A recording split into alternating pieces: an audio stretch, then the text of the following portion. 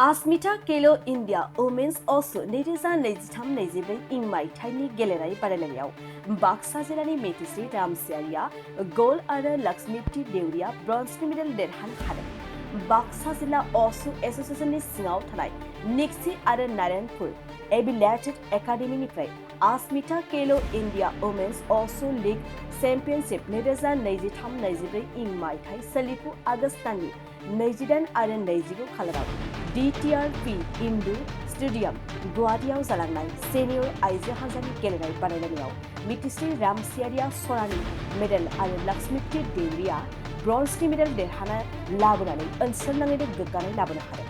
Academy फोरोंगुरु दानसोरां दैमारिनि फोरोंथाय होनाय आरो नाजानायजों गेलेनाय बादायलायनायाव बाहागो लाफैनाय बे गेलेनाय बादायलायनायाव आसामनि दाब दाब जिल्लानि गेलेगिरिफ्रा बाहागो लादोंमोनब्लाबो गोख्रों गेलेनायनि जोहै बाक्सा जिल्लानिफ्राय मेथिश्री रामसियारिया गल्ड मेडेल आरो लक्ष्मीप्ति देउरिया ब्रन्जनि मेडेलखौ देरहानो हायो। बे देरहासारनायखौनो लानानै गेलेनानै देरहाबोनाय मेथिश्री रामसियारि आरो लक्ष्मीप्ति देउरिया गावनि गोसोनि गोजोननायखौ फोरमायनानै फैबाय थानाय समाव नेशनेल आरो इन्टारनेशनेल गेलेनो गोसो थानाय बाथ्राखौ फोरमायो। बेनि थाखाय बिटिसि खुंथायनि गेलेमु बिफान आरो आसाम सोरखारखौ नांगौ बायदि मदद होनोबो खावलायबावो। लोगोसे बिथांमोना बाक्सा जिल्ला निकासी नारायणपुर असु एकाडेमीखौ नांगौ बायदि मदद होनोबो सोरखारखौ खावलायनायखौ नुनो मोनो। आंनि मुङा थरायना लक्ष्मीपति देउरि। आं गिबियावनो बड'लेण्ड बुब्लिखौ बरायनानै लाग्रोनाय जाबाय। नंगौ, आं बाक्सा जिल्लानि सिङाव थानाय नारायणपुर निकासी उसु एकाडेमीनिफ्राय दानसोरां सारनि दैदेननायाव आं गुवाहाटी नेहरू स्टेडियामाव जानाय इन्डुर स्टेडियामाव जानाय 28 आरो 29 आगस्टआव जानाय वमेन्स उसु खेलो इन्डिया लीगआव आंबो बाहागो लाहैदोंमोन। बेवहाय आं ब्रन्जनि मेडेल देरहानो हादों।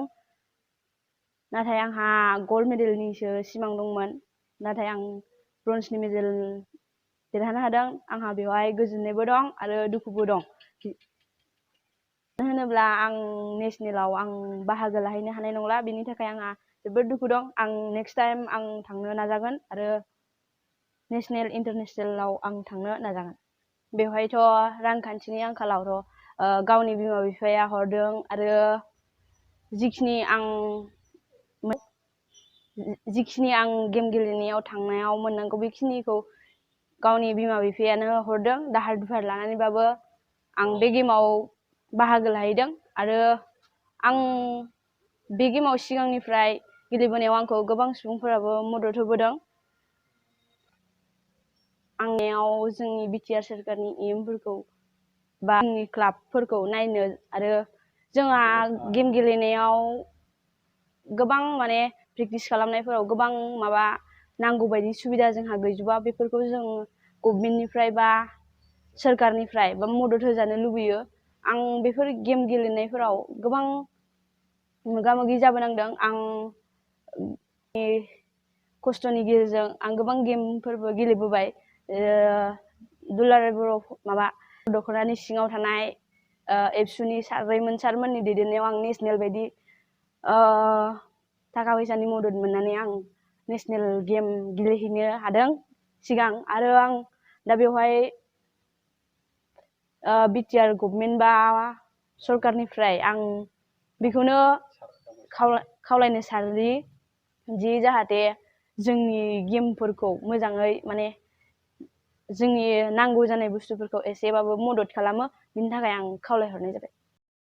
गिबियावनो बड'लेण्ड बुब्लि रादाबखौ बरायनानै लाग्रोनाय जाबाय। आंनि मुङा थरायना मेथिश्री रामसियारि।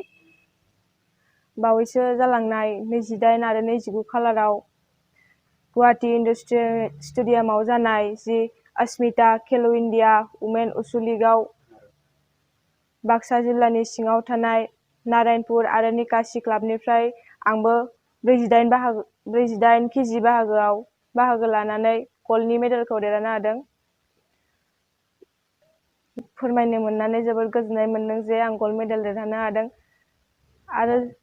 आरो फैबाय थानाय समावबो जाहाथे आं मोजाङै हार्ड प्रेक्टिस खालामनानै नेशनेल इन्टारनेशनेल थांनो हायो आरो जोंनि बड'लेण्ड आरो आसाम आरो इन्डियानि जाहाथे मुंखौ रोशन खालामनो हायो। जाहाथे आरो आंनि मुंखौबो गोजौ थाखोसिम दैथायहरनो हायो।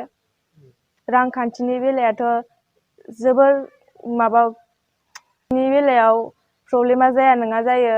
आंनि आइ आफाया दाहार दुहार नागिरनानै बिदिनो खस्थ'नि गेजेरजों दैथायहरो। गोनांथियाथ' जोंनो जोबोर नांगौ। जोंहा प्रेक्टिस खालामनायनि गोबां सुबिदायानो गैया। जेरै माल माथाफोरा जोंना खम, जाहाथे बेखौ जोंनि निकासि आरो नारायणपुर उसु क्लाबाव जोंहा नांगौ बायदि प्रेक्टिस खालामनायनि आइजेंफोर गैया। जाहाथे बेफोरनि आइजेंफोरखौ जाहाथे एसे मदद मोनोबा मोजां जागोन। बिटिआर सरकारनि इएमनि दावबायसा बर' सारखौ बेखौनो फोरमायनो सानोदि जोंनि बाक्सा जिल्लानि सिङाव थानाय नारायणपुर आरो निकासि उसु क्लाबखौ जाहाथे एसे नायफिनहरोबा मोजां जागोन। जोंखौबो गेलेनाय बिफानाव जाहाथे मदद होयो। फुटबलल' नङा, जाहाथे जोंनि उसुखौबो नायफिनोबा जोबोर मोजां जागोन। जोङो नोंगौ दिनै नुनो मोनोदि फुटबलखौल' बिटिआर सरकारा स्ट्रिक्टलि नायो।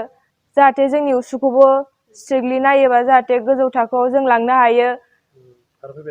आरो फैबाय थानाय समावबो जोङो नेसनेल, इन्टारनेसनेल थांनानै जेनेबा जोंनि फुरा बड'लेण्ड, आसाम आरो इण्डियानि जाहाथे बुहुमनि गेजेरावनो मुंदांखा खालामनो हायो। बड'लेण्ड बुब्लि रादाबखौ आं बरायना लाग्रोनाय जाबाय। नंगौ, दिनै निकासि आरो नारायणपुर उसु एकाडेमिनिफ्राय गुवाहाटियाव जानाय 28 आरो 29आव बाहागो लाहैदोंमोन। बेयो खेलानि मुङानो जाबाय आस्मिता खेल' इण्डिया वमेन्स उसु लीग। बेवहाय जोंनि क्लाबनिफ्राय 2 स्टुडेन्टआ बाहागो लाहैदोंमोन। बिनिनो मिथिश्री रामसियारिया गल्ड मेडेल मोनबोनो हादों आरो लोगोसे जोंहा लक्ष्मीबती देउरि बिथाङाबो ब्रन्जनि मेडेलखौ मोनबोनो हादों। नंगौ, आंनि एकाडेमिखौ आं सालायलांनायाव जथेस्थ' आं निजेनो खस्थ' बानायनानै निजेनि थाखा फैसा गारनानै बा निजे नाजानायनि गेजेरजों आङो आंनि एकाडेमिखौ सालायलांदों। बेवहाय आङो गथ'फोरखौ फोरोंनायाव जेंनाया जाया नङा जायो। बेनो जे जेंनाफोरा आंहा आगजुफोर गैजोबा, माने इकुइपमेन्ट्स, जेरैहाय बेडिं, ग्लभ्स, पान्स, किक बेट बेफोरो माने नांगौ बायदि गैया। बेनिखायनो आङो ट्रेनिंखौ गोसोबायदि होनो हायाखै। बिनिखायनो आंहा एसे दुखु दङ। जाहाथे फैबाय थानाय समाव जेन जोंनि दानि बिटिआर सरकार प्रमद सार आरो लोगोसे जा स्पर्ट्सनि इएम दावबायसा बर' सारखौ आं खावलायनो लुगैयो जे जेसेबांखिनि जोंनि बिटिआर एरियायाव जिखिनि इन्डिभिजुवेल गेम, मार्शेल आर्ट्स जेरैहाय उसु, टाइकान्ड', किक बक्सिं, काराटे बेफोरबायदि बहुतथा थायो। बिनि गेजेरावनो जेन एसे गिदिंनानै सारा नायोबा बा एस'सिएसनफोराव खबर लानानै बा क्लाबफोरखौ खबर लानानै जेन बेफोर नांगौ आगजुफोरखौ एसे सहाय होयोबा जोबोद गोजोननाय थागौमोन। दिनै आंनि बे एकाडेमियाव दिनै 50-60 जनसो स्टुडेन्ट दंमोन। बिनिनो गेजेराव सासे सानैया खस्थ'नि गेजेरजों गालांबाय। दिनै फैयै 20 जनसोआ रेगुलार दङ, स्टुडेन्ट सेनियरबो दङ। बेनि गेजेरावनो नेसनेल प्लेयारबो दङ। आरो लोगोसे आङो इन्टारनेसनेल हरनो थाखाय आंनि बे क्लाबनिफ्राय आङो माने जोबोद नाजागासिनो आरो नाजानायजों लोगोसे जेन आङो आंनि गथ'फोरखौबो जे खावलायनो सानो जे गावनि नामखौ जेन लाखिनो हायो आरो लोगोसे क्लाबजों लोगोसे बिटिआरनि बा जोंनि बिटिसिखौ गोजौ लेभेलाव जेन नामखौ लाखिनो हायो। बाजाज बाइक लानो गोसो गुदुं सुबुंफोरनि थाखाय मोजां खौरां।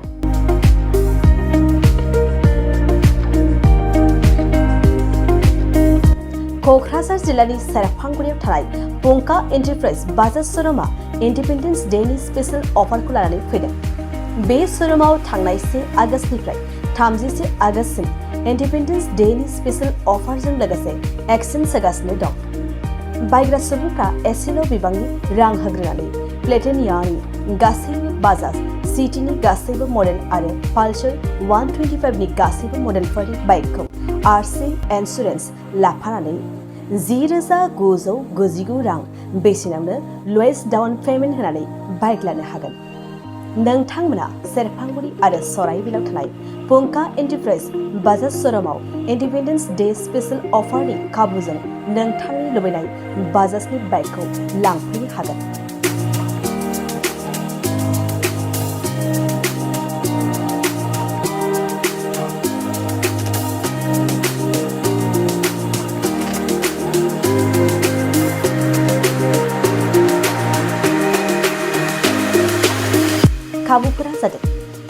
5 लिटार पेट्रल फ्रि गंसे हेलमेट फ्रि बाइक बायगिरिफोरनो 1000 रां केशबेक हरफिननाय जागोन जुदि नोंथांमोना गोसो दंब्ला आबुङै मिन्थिबावनो थाखाय नैबे मबाइल नम्बर 9395303476 आरो 9101547892 आव थोंजों सोलायलांनो हागोन।